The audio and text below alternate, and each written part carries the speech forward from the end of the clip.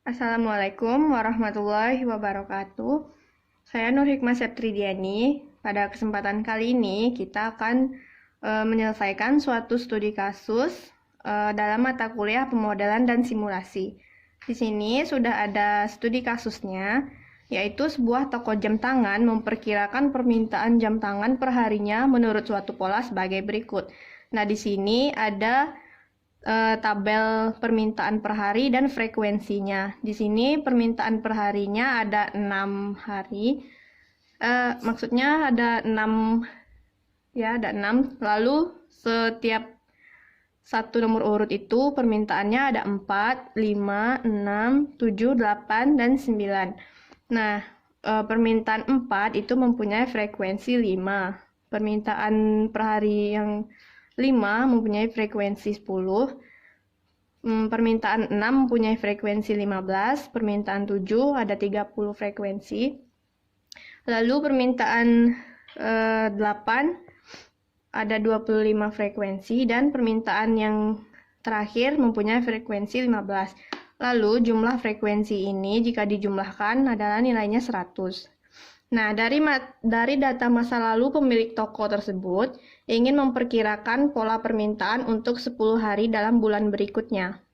Agar dapat mempersiapkan jumlah jam tangan dalam tokonya, diketahui bilangan random yang tersedia adalah sebagai berikut.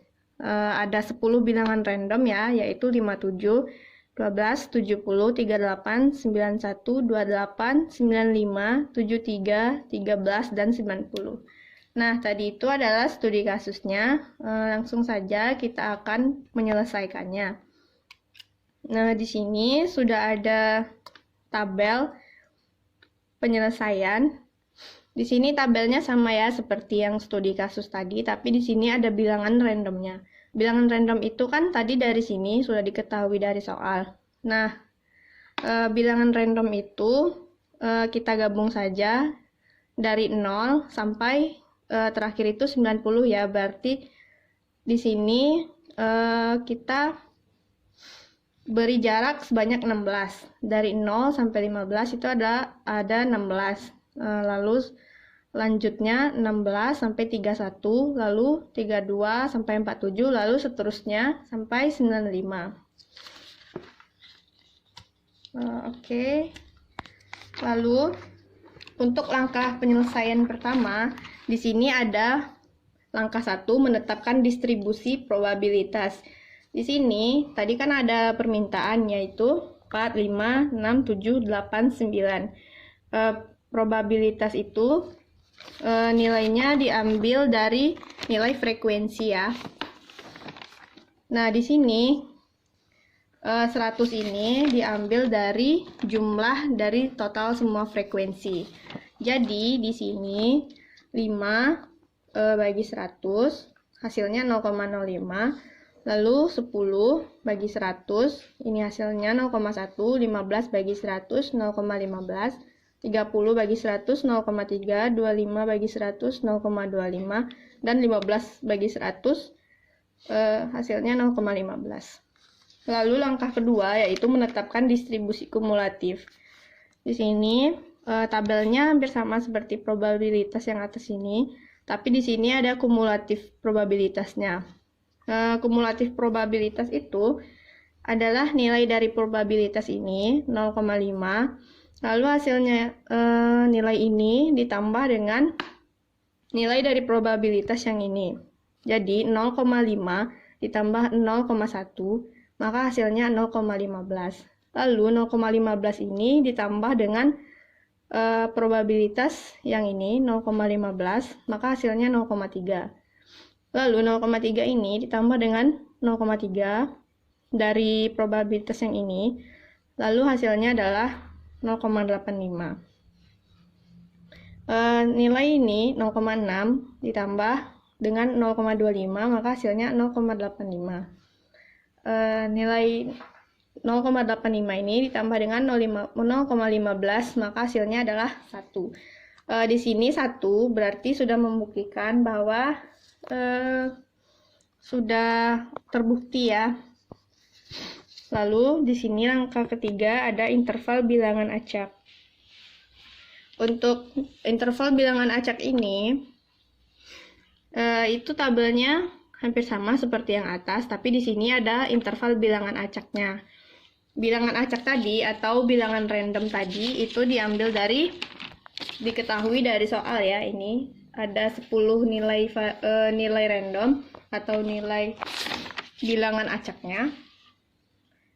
0 sampai 15, 16 sampai 31, lalu 32 sampai 47, 48 sampai 63, 64 sampai 79, lalu 80 sampai 95. Di sini jarak semua ini adalah 16. Lalu langkah keempat adalah pembangkit bilangan acak.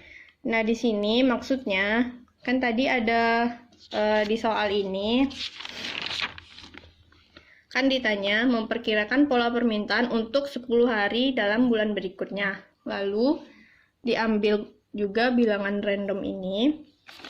Maka kita buat tabel seperti ini. 1, 2, 3, 4, 5, 6, 7, 8, 9, 10.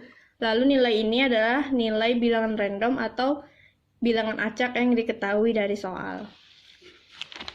Lalu, ini adalah tabel penarikan acak menggunakan Excel.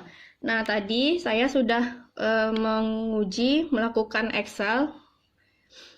Itu menggunakan rumus run between ya.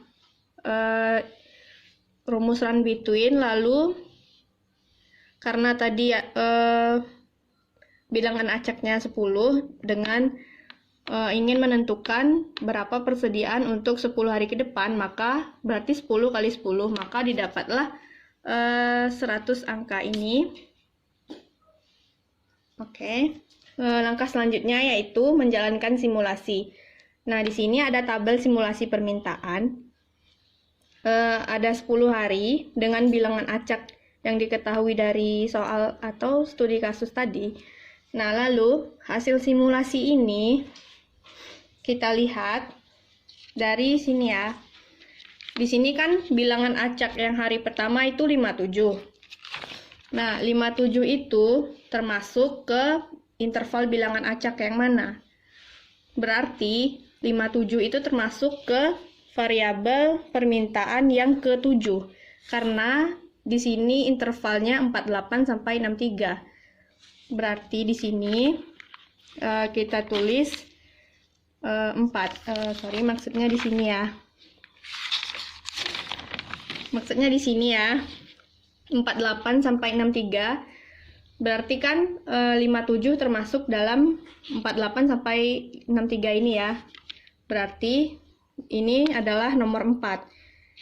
Ini ya, nomor 4. Nah, berarti di sini kita tulis hasil simulasinya 4. Begitu juga untuk bilangan acak ke-12. Bilangan acak ke-12 itu termasuk ke interval bilangan acak yang mana? Di sini kan ada 0 sampai 12, 0 sampai 15. Berarti 12 termasuk di dalam sini ya, 0 sampai 15. Nah, jadi sama seperti ini juga, bilangan acak 70 itu masuk ke dalam interval bilangan random yang mana? 70 berarti masuk ke sini ya, 64 sampai 79. Ada di nomor urut 5. Maka di sini kita tulis di hasil simulasinya 5. Begitu juga seterusnya. Lalu hasil simulasi semuanya ini dijumlahkan menjadi 39. Nah, di sini kita sudah mendapatkan rata-rata permintaan jam tangan perharinya adalah 39 dibagi 10. Ini ya, hasil dari simulasi ini 39 dibagi dengan 10, yaitu permintaan untuk 10 hari ke depan. Jadi 39 bagi 10 adalah 3,9 jam tangan. Baiklah, hanya sekian yang dapat saya jelaskan atau saya paparkan. Mudah-mudahan bisa dimengerti dan bisa bermanfaat bagi kita semua. Mohon maaf apabila ada salah, bisa dikoreksi. Wassalamualaikum warahmatullahi wabarakatuh.